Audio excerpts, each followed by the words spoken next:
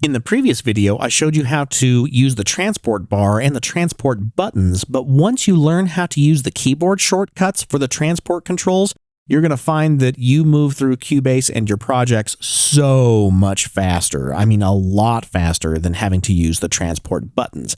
And here's why.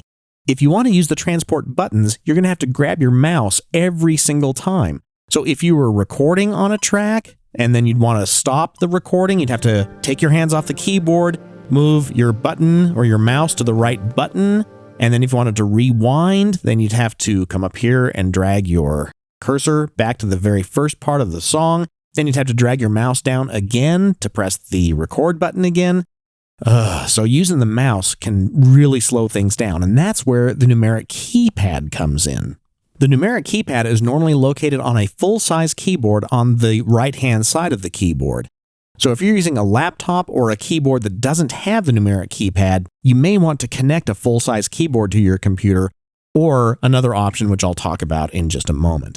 But if we look at the layout of the keypad right here, we're going to find all of the most commonly used transport controls right here on the keypad. For example, the play button is the Enter key. So just typing that shortcut will start playback, and conversely, to stop playback, you would type the 0 key. In between the Enter and 0 keys is the decimal button, and that will return you to 0, or actually the very first measure of the project. Then the number 1 button takes you to the position of the left locator, and I'll talk about locators here in the next video. And then the number 2 button will locate you to the right locator. Then the record button is the asterisk key, and the cycle on-off is the / key.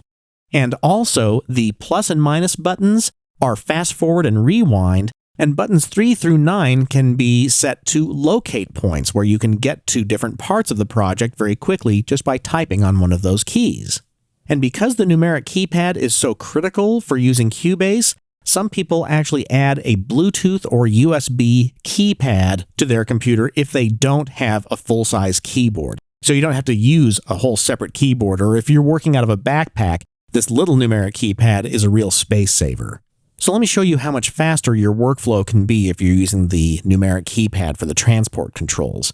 Here's my mouse pointer, and I'm just going to drag that over here to the lower zone so that you can see I'm not using my mouse for any of these transport controls. And let's say that I wanted to fast forward or rewind. I would hit plus or minus on my keypad, and that will move the cursor back and forth. If I wanted to locate to the beginning of the project, I type the decimal key. If I wanted to start the recording at measure number 1, I hit the asterisk key. That will start the recording. If I wanted to stop the recording, it's 0.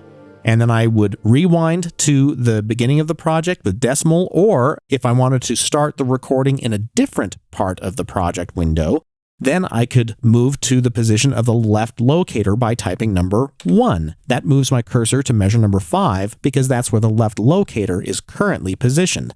Then I could start the recording there, and then stop the recording by pressing 0, relocate to the position of the left locator by typing 1.